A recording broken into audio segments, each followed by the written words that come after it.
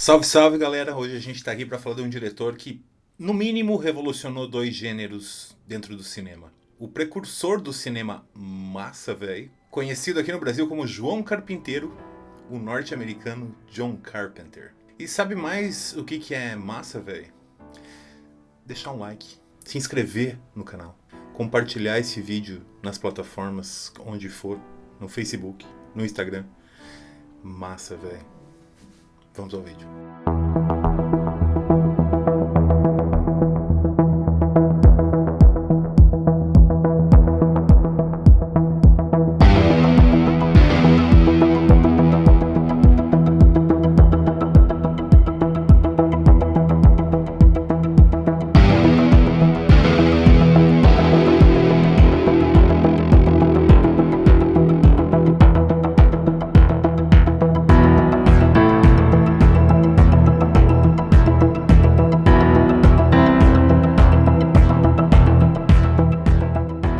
John Carpenter nasceu no interior do estado de Nova York em 1948, mas quando era muito criança ainda ele se mudou para o Kentucky. O pai dele era um professor de música e precisou ir para lá para lecionar. O pequeno John cresceu observando uma forte segregação imposta pelas leis Jim Crow. Para quem não sabe, Jim Crow é só pesquisar aí no Google que vocês vão saber. Eram leis que segregavam brancos e negros, principalmente no sul dos Estados Unidos, mas que se espalhavam por quase todos os Estados Unidos. E normalmente causavam um constante atrito e um sentimento de paranoia nas minorias. E isso com certeza ia influenciar muito diretamente as obras que o John Carpenter ia fazer. Nos filmes dele a gente vai ver com certa frequência histórias de cerco onde uma minoria é ameaçada por um mal vindo de fora. A infância dele e adolescência vão ser dominadas por música, quadrinhos e cinema, especialmente filmes do Howard Hawks, do Hitchcock, filmes de ficção científica e terror de baixo orçamento. E logicamente com o surgimento da televisão, com séries como Além da Imaginação e o Alfred Hitchcock apresenta. A verdade é que o Carpenter sempre quis ser um astro de rock, mas como ele mexia com câmeras desde muito pequeno, ele acabou entrando na universidade no curso de cinema. E lá acabou dirigindo a primeira experiência. O que era para ser um filme teste com amigos e acabou se tornando um longa. O roteiro era do Don O'Bannon, que também assumiu o design de produção. Dark Star é uma comédia espacial que à primeira vista vai soar sim como um filme estudantil barato, e até uma comédia simplista, nonsense, mas que tem um forte subtexto antimilitarista e anti-imperialista sobre o contexto da Guerra do Vietnã que acontecia naquela época. O filme fala sobre uma nave cuja missão dos astronautas é destruir planetas instáveis. E falar do Don O'Bannon é muito importante nesse momento da carreira do Carpenter, porque como a gente viu lá no vídeo do Jodorowsky, assim que ele terminou esse filme, ele foi chamado pelo Jodorowsky para participar daquela equipe gigante que iria fazer o filme Duna, que o Alejandro Jodorowsky iria dirigir, e acabou não acontecendo.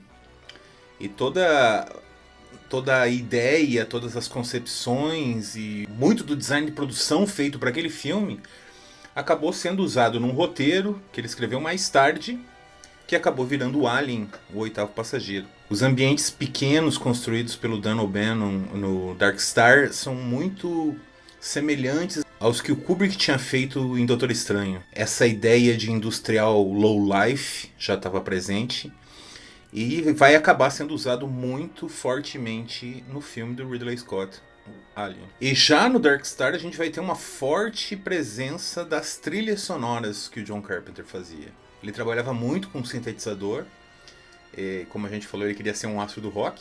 A presença minimalista das trilhas sonoras dele vão ser uma coisa bem cativante em todos os filmes, e as trilhas que vão tocar aqui no fundo serão as trilhas dos filmes de cada qual, conforme a gente for falando. Dark Star acaba sendo uma comédia homenagem a todos aqueles sci-fis baratos que Carpenter via quando era criança. Sim, é uma paródia, mas que traz muito a se pensar. E desde aquela época, havia uma ideia de se refilmar O Monstro do Ártico, de Howard Hawks e Christian Nyby, que era um dos filmes do gênero preferido de Carpenter, mas ele acabava não se sentindo muito preparado nem à vontade para mexer nesse projeto, e acabar ficando para o futuro. O projeto seguinte já seria um desses famosos filmes de cerco, que acabaria por dar assinatura de Carpenter. Assalto à 13ª DP já mostra que o diretor podia com simplicidade ganhar facilmente o espectador, sem muitos floreios, e em poucos minutos te deixar preso em uma trama tensa. Aos moldes dos faroestes de John Ford e Hawks, a gente aqui não tem vilões personificados. Temos uma turba morfa tentando invadir um local. Lá dentro temos um homem que matou alguns membros da gangue por eles terem matado covardemente sua filha. Essa cena, aliás, foi uma das que mais marcou na época, porque não era comum a gente ver crianças sendo mortas em filmes. E agora os membros da gangue querem vingança. Dentro da delegacia a gente tem figuras distintas. Um policial negro, presidiário, 2 secretárias e agentes com personalidades distintas que vão ter que chegar a um consenso para sobreviver. Inclusive o dilema se entregam ou não esse pai enlutado para salvar suas vidas contra esses algozes que agora só se transformam em números e cada vez maiores. A trilha do Assalto à 13ª DP foi inspirada tanto na trilha do Dirty Harry quanto na música Immigrant Song do Led Zeppelin e acabou virando uma constante dentro do filme, ajudando muito nos momentos de tensão. E uma das coisas mais interessantes na trilha do Carpenter é que você pode ouvir elas tranquilamente como músicas próprias, assim. Elas não são só uma trilha incidental, elas são música.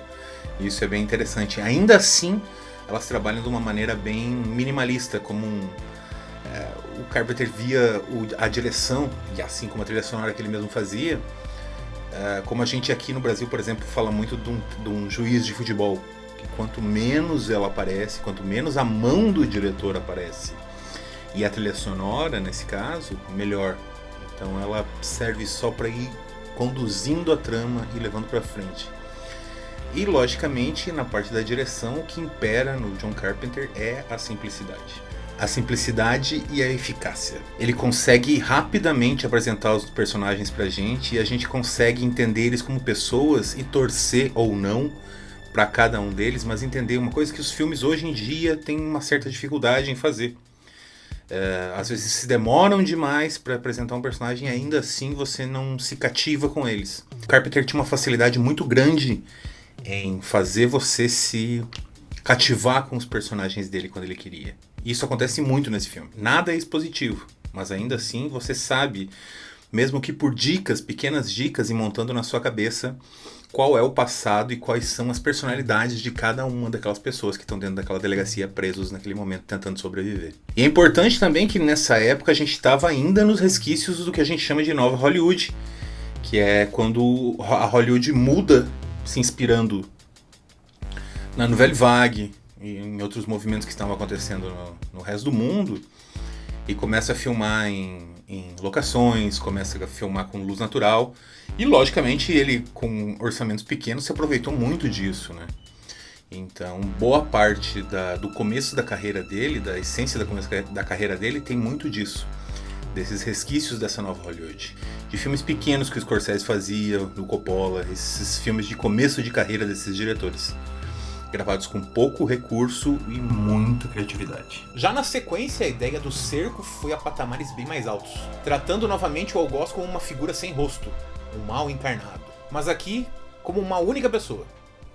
Ele revolucionou o que hoje a gente conhece como filmes slasher, e de quebra temos sua trilha sonora mais amplamente conhecida. Vocês já devem adivinhar que filme é esse, né?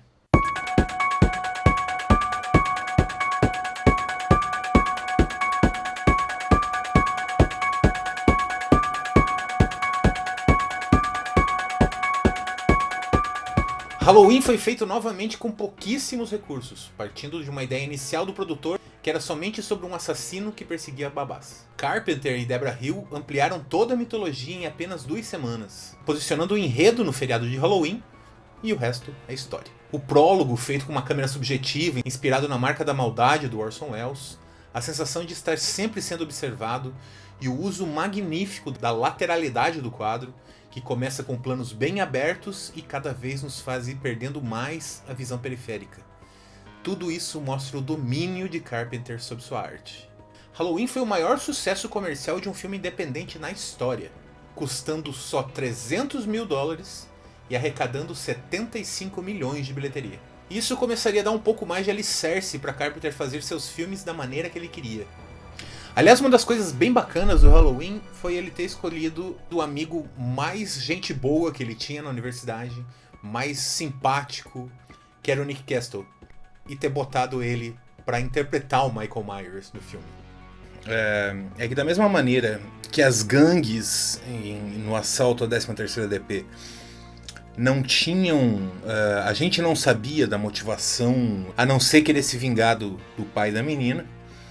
A gente não sabe da história deles, a gente não sabe quem são eles, a gente não tem um rosto, basicamente, para esses algozes. E no Halloween é isso. O roteiro do Halloween se esforça para não ter... para que o Michael Myers não tenha um rosto, basicamente. Quando você vê entrevistas do John Carpenter falando sobre esse primeiro filme, ele raramente cita o nome Michael Myers quando ele vai falar do assassino. Normalmente ele se refere a The Shape, né? A sombra, a figura, né? Justamente porque não era a intenção humanizar esse personagem. Esse personagem era para ser, como disse o Dr. Loomis, o mal encarnado. Por isso as continuações e os reboots que foram feitos mais tarde acabaram errando nesse ponto, né, em querer humanizar o personagem, querer dar um alicerce para esse assassino e tudo mais, quando na verdade o mistério que rondava esse personagem era o mais legal. E não é à toa que nenhuma das continuações e nenhum reboot chegou aos pés do original. O próprio Carpenter não quis se envolver com essas continuações, ele não gostava de continuações, nem queria que Halloween tivesse uma continuação. Para ele a história estava encerrada no primeiro filme. Ele até chegou a escrever o roteiro do segundo, junto com a Deborah Hill, mas nunca quis dirigir e nunca quis se envolver com os filmes posteriores dessa franquia. Enquanto estava viajando na Inglaterra com a Deborah Hill, Carpenter ficou fascinado pelos nevoeiros e o que era possível esconder neles. Foi baseado nessa memória que nasceu A Bruma Assassina, um terror sobre traição e vingança aos moldes das fantasias náuticas. Novamente temos o clima de cerco com pessoas presas sob constante tensão, mas ao invés de gangues, o mal aqui é representado por uma forte neblina que assume o papel das almas de antigos navegadores que foram traídos por aquela ilha e agora querem vingança. Novamente evocando um clima de terror B, se aproveitando, lógico, do baixo orçamento que ele tinha. Ainda assim, A Bruma Assassina tem um ótimo subtexto sobre o neocolonialismo que exige do espectador mais atenção às metáforas. Carpenter sempre tem um cuidado com temas sociais e políticos, porém eles sempre ficam de modo minimalista em suas tramas, assim como as trilhas sonoras. Depois do sucesso do Halloween, a produtora AVCO encomendou 2 filmes para o Carpenter, com um orçamento mais baixo, mas um orçamento maior do que tinha sido feito o Halloween. O primeiro deles foi A Bruma Assassina, e para surpresa de muita gente, a produtora acabou investindo 3 vezes o valor do filme em marketing. Chegaram a colocar máquinas de fumaça em alguns halls de cinema, colocaram em todos os jornais impressos, na televisão e tudo mais. O que acabou funcionando bem, porque o filme acabou rendendo uma boa grana depois. Uma coisa legal da Bruma Assassina também é o fato da Jamie Lee Curtis atuar com a mãe, né? A gente poder ver os 2 ícones do terror atuando junto no mesmo filme, né? A Jamie Lee Curtis e a Janet Leigh. O Carpenter acabou não gostando muito do resultado do Bruma Assassina porque desde o Halloween havia um pedido dos estúdios para que os filmes não tivessem muitas cenas violentas, para diminuir a faixa etária das audiências. Quando ele terminou Bruma Assassina não tinha violência nenhuma praticamente. Então na pós-produção ele acabou filmando algumas cenas mais violentas para incluir. E mesmo assim, no final do resultado ele acabou não gostando, achou que o filme não era competitivo com os outros filmes de terror que estavam saindo na época, por conta de que já era uma época que o gore estava em alta, né? Você tinha filmes violentos, como Sexta-feira 13 e tudo mais, que eram filmes que abusavam bastante do sangue. Mesmo o Carpenter não gostando, o filme acabou tendo uma bilheteria boa, boa parte por conta do marketing que foi feito. E mais tarde, como praticamente todos os filmes do Carpenter, o filme acabou cultuado. E isso é bom lembrar porque eu vejo muita gente falando de cult, de filmes cult, como se todo filme cabeça fosse um filme cult. E na verdade o filme cult é basicamente isso, são filmes cultuados. São filmes, na grande maioria, filmes que não deram certo na estreia, o público não reagiu bem e acabou encontrando o seu nicho mais tarde, principalmente nas fitas de VHS, nas locadoras, na televisão. E isso aconteceu muito com os filmes do John Carpenter. Normalmente... tirando o Halloween, eu acho que realmente foi um sucesso, quase todos os outros filmes só acabaram tendo seu devido valor, tanto pela crítica quanto pelo público, anos mais tarde, quando caiu no home video, quando caiu nas sessões de televisão e coisas parecidas. O outro filme produzido pela AVCO foi a distopia Fuga de Nova York. Com todo o clima de história em quadrinhos, Carpenter dá vida a um roteiro construído entre amigos, entre ele e Nick Castle, que é aquele cara que eu acabei de falar, que interpretou o Michael Myers. Já tinham escrito esse roteiro há uma década durante o período Watergate. Em um futuro imaginado, a ilha de Manhattan toda se torna uma prisão de segurança máxima, em plena Terceira Guerra Mundial, com os Estados Unidos em crise com um governo autoritário. O presidente do país é sequestrado e levado para o centro dessa prisão. Para resgatá-lo, é recrutado um antigo herói de guerra que, após ter traído seus superiores, se torna um criminoso. Snake Plissken. Ele tem 22 horas para resgatar o presidente e com isso receber o perdão e ser um homem livre. Porém, passadas as 22 horas, uma cápsula irá explodir em seu corpo, o matando. What if I'm a little late? No more Snake Plissken. Como é comum nos filmes de Carpenter, a gente não tem muitas explicações sobre o passado dos personagens. Ao invés disso, temos algumas coisas jogadas no ar, deixando para o público construir a mitologia de cada um deles, criando uma longevidade e um mistério bem maior. No caso de Snake, assim como no caso de Michael Myers, isso funcionou magnificamente. Snake se tornou talvez o maior dos anti-heróis dos anos 80, fazendo um caminhão de personagens se basearem nele em plena era Reagan. Porém, Snake era tudo que os brucutus dessa época não tinham. Estava se lixando pro patriotismo e outras pataquadas do gênero que eram praticamente todo o alicerce dos heróis de ação. Snake era um herói improvável, solitário, considerado vilão por todos, mas cujo sentido de honra era maior que todos os demais. Fuga de Nova York é o que eles chamam hoje de proto-cyberpunk. É um protótipo do que seria o cyberpunk. Você tem muito forte o uso de neon, que é das primeiras vezes que isso vai ser usado, e mais tarde vai ser muito caro dentro do cyberpunk. E isso não é uma coisa que se fala à toa. O próprio William Gibson, que é o autor de Neuromancer, que é considerado na literatura a pedra fundamental do cyberpunk, falou que se inspirou bastante no Fuga de Nova York para escrever. As maquetes, as pinturas que foram feitas no filme, aliás, algumas das pinturas feitas para o filme foram feitas pelo James Cameron. Sim, o James Cameron, que mais tarde vai fazer o Titanic e o Terminator. Essas maquetes, aliás, é bom se falar porque dentro do filme você tem uma cena de computador onde o Snake viaja por dentro de um programa de computador vendo a cidade de Nova York. Apesar dos efeitos parecerem um computador antigo, na verdade tudo aquilo foi feito em maquete com pequenos neons, né, com backlight. Foram feitos com neon em backlight, que mais tarde inclusive foram usados no Tron, né? Acho que nunca mais foram, mas foi bastante usado no Tron, para dar esse efeito de computadorização. E algumas das maquetes que foram feitas para essa Nova York do futuro foram reaproveitadas no Blade Runner, que daí sim já é o começo do cyberpunk no cinema. Mas o visual e a história do Fuga de Nova York inspirou filmes pra caramba. Inspirou Mad Max 2, inspirou Robocop, os quadrinhos do Juiz Dredd também. Praticamente todos esses filmes de futuro com gangues, né? Que você tem essa distopia pós-apocalíptica onde você volta aos bárbaros, né? Isso vai ter umas pitadas lá em filmes de corrida nos anos 70, mas toda a estrutura desse tipo de filme vai ter suas regras criadas a partir de Fuga de Nova York.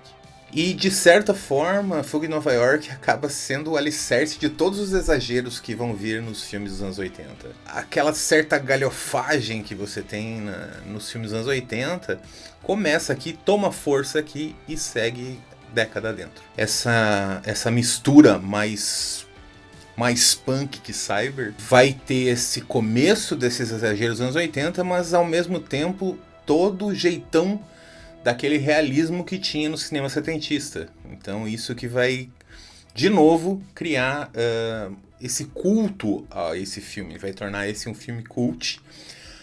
Vai ter uma boa resposta dentro do cinema, mas ele só ganha o status de clássico dentro dessa estrutura de cult anos mais tarde dentro do home video e das sessões de televisão. Eu acho que quem é um pouco mais velho vai lembrar bastante desse filme sendo passado na sessão das 10 do SBT, passava pra caramba. Assim como revolucionou o terror em Halloween e a ficção científica em Fuga de Nova York, seria a vez de juntar ambos. Carpenter agora se sentia mais preparado para o convite que lhe foi feito no passado. O remake de O Monstro do Ártico, The Thing. Porém, temendo cometer qualquer heresia com um dos seus filmes preferidos, que inclusive é visto em Halloween sendo exibido pelos personagens, Carpenter preferiu ir direto ao livro que o filme se baseara, Who Goes There, de John Campbell Jr. Usando tudo o que tinha de melhores efeitos práticos na época, o diretor de fotografia Dan Cundy sugeriu ao Carpenter que, ao invés de deixar as cenas mais grotescas nas sombras, como sempre acontecia em filmes de terror, trazê-las para a luz, para o centro do quadro. O filme conta a história de uma equipe de pesquisadores na Antártica que é de repente atacada por uma equipe norueguesa tentando matar um cachorro. O norueguês atira no cão, mas acaba acertando um dos americanos e é morto logo em seguida. O cão é então adotado pela equipe americana, sem saber o que traria para dentro do seu alojamento. O filme já começa com a tensão lá em cima e só vai deixar o filme cada vez mais tenso até o final. A coisa mais importante do Enigma do Outro Mundo é realmente a maneira como ele cria a paranoia desse grupo sob cerco. Da mesma maneira que ele tinha feito com o cerco lá no assalto à 13ª DP, da mesma maneira que ele fez um cerco com a Nova York sitiada, ele vai fazer em The Thing, novamente vai se apegar a todos os personagens, ao mesmo tempo que a gente teme que cada um deles possa ser, sem exceção, possa ser o vilão, a qualquer momento, né? O filme constrói uma estética que o extraterrestre assimila e se torna a outra pessoa de uma maneira que as pessoas não conseguem diferenciar. Então esse clima de paranoia entre eles vai ser constante e cada vez mais crescente até o fim do filme. Uma das coisas mais legais que dentro do The Thing que o Carpenter colocou era justamente tem como você ter uma ideia de quem é ou não a criatura enquanto você está com o elenco humano. O Carpenter cuidou para que todo mundo tivesse um brilho nos olhos enquanto está gravando a cena, exceto o personagem que tivesse sido assimilado. Então, em várias cenas é muito bacana você fazer esse exercício de procurar por essa dica que ele coloca no filme. É uma das melhores direções nesse ponto. É o maior filme do Carpenter, disparado. Tem pitadas Lovecraftianas. Aliás, para muitos fãs do Lovecraft, vai se dizer que esse talvez seja o mais perto que a gente tem de uma adaptação de Nas Montanhas da Loucura, que é o único romance que o Lovecraft escreveu. E lógico, juntando tudo isso com esses efeitos especiais fantásticos, com esse roteiro redondo, essa direção empenhada, o que a gente tem? Tem um sucesso total de bilheteria.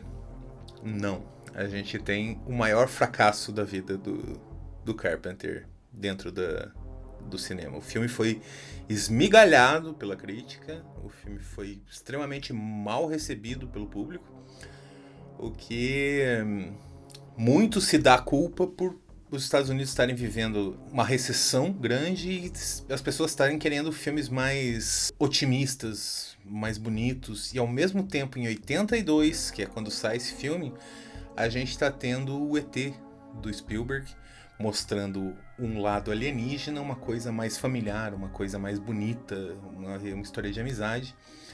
E quando esse sai, ele logicamente as plateias não estavam muito preparadas para receber esse tipo de coisa. O Carpenter acabou perdendo muitos convites para filmes posteriores por conta desse fracasso comercial. Isso é uma pena porque anos mais tarde, hoje o filme é praticamente uma unanimidade.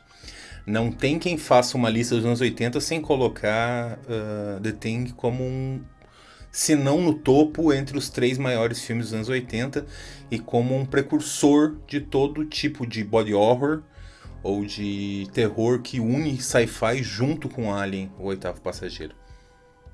Aliás, uma das histórias mais estranhas desse filme é o fato de por ser um dos primeiros filmes que o Carpenter não faz a trilha sonora, ele chama talvez o cara que é no mundo conhecido como o maior compositor de trilhas sonoras do mundo, que é o Ennio Morricone. Como ele não tinha costume de dar informações para outra pessoa fazer trilha sonora, ele acabou simplesmente passando o roteiro pro Morricone, que assistiu filmes anteriores do Carpenter e acabou emulando o estilo de se fazer trilha sonora que o Carpenter fazia. E quando ele faz a trilha sonora e termina, o filme ganha a Framboesa de Ouro. Que é outra coisa a ser falada, que é uma das coisas mais ridículas da indústria cinematográfica americana. Inúmeros filmes fantásticos já ganharam essa Framboesa de Ouro. Só anos mais tarde foram conhecidos como filmes geniais. É o caso do Iluminado, é o caso do The Thing.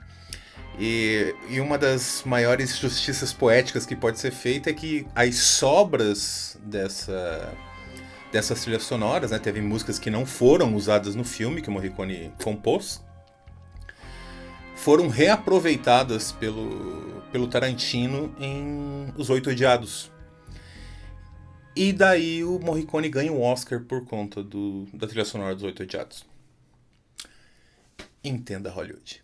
É óbvio que o fracasso comercial de Enigma do Outro Mundo acabou afetando bastante a carreira do John Carpenter. Nunca mais teve um orçamento como teve em The Thing, mas não é por isso que ele não lançou ótimos filmes ainda na década de 80.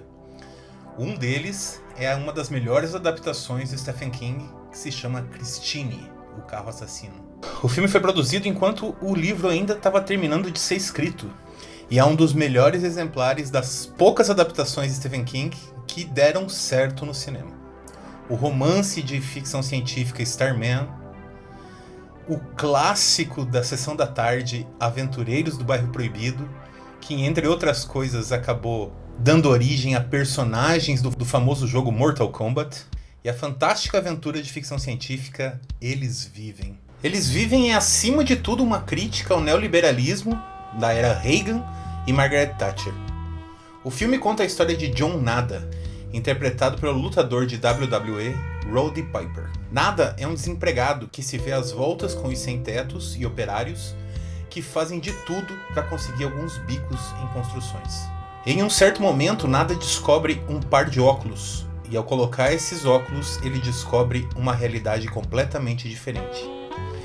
Dentro dessa realidade, a Terra é dominada por alienígenas que visam tirar tudo que há de valor na Terra e em seguida partir para um novo planeta. A crítica aí, já podem ver, é bem direta. Mais direta ainda quando a gente percebe que alguns humanos da Terra, principalmente das classes média alta, apoiam esses alienígenas em busca de lucro. Carpenter pensou em colocar os alienígenas com rostos meio putrefatos, como se deixasse o real rosto dessas classes dominantes aparecerem. A maneira de controle desses alienígenas é por meio de mensagens subliminares. Elas dominam a publicidade e tudo o que ronda a vida cotidiana do planeta. Mas, logicamente, esse é um filme dos anos 80, com todos aqueles exageros dos anos 80, principalmente quando sabemos que os filmes dessa época eram dominados por heróis musculosos, armados até os dentes e com frases de efeito. I have come here to chew bubblegum and kick ass. And I'm all out of bubblegum. Uma das cenas mais famosas tem o personagem de Nada tentando convencer o amigo a provar os óculos para ver como ele fala a verdade. O amigo, interpretado por Keith David, não quer saber de problemas e se recusa a pôr os óculos, rendendo uma cena de luta de quase 6 minutos. Que até pode parecer enfadonha, apesar de bem coreografada, mas é uma ótima metáfora sobre como é difícil fazer alguém querer abrir os olhos e se desalienar. O filme novamente se inspira em ficções científicas B dos anos 50, principalmente nos efeitos especiais, e hoje pode figurar tranquilamente ao lado das maiores distopias já criadas na ficção, como 1984, Admirável Mundo Novo e O Conto da Aia. A década de 90 não foi muito feliz para Carpenter, mas apesar disso podemos destacar pelo menos um grande filme nessa década: À Beira da Loucura, talvez o filme mais Lovecraftiano da filmografia de Carpenter, com uma das melhores atuações de Sam Neill e um enredo que te envolve do começo ao fim em um mistério cheio de tentáculos. Eu acho que ainda dá para destacar os 2 episódios na antologia Mestres do Horror que o Carpenter dirigiu, que para mim, pessoalmente, são os melhores da série. O episódio Pro-Life, que conta a história de uma mulher que está prestes a dar à luz ao anticristo, faz de tudo para abortar, mas é violentamente impedida por grupos de extrema-direita pró-vida. E o episódio Cigarette Burns, que conta a história de um detetive que precisa achar um filme que tem em sua mitologia que todas as pessoas que o assistiram enlouqueceram e se tornaram violentas. Até seu último filme, Carpenter jamais deixou de lado o seu jeito de fazer cinema e o que ele acreditava que era o cinema. Acima de tudo, há tanta assinatura nos filmes dele que ele vai fazer questão de te dizer que é um filme de John Carpenter logo no início. O cinema de John Carpenter influenciou fortemente o cinema de Robert Rodrigues, de Quentin Tarantino, e inclusive temos uma ótima homenagem a ele no filme Bacurau, de Kleber Mendonça Filho, utilizando não só o nome da escola da cidade como João Carpinteiro, como se utilizando de uma música de Carpenter na trilha sonora.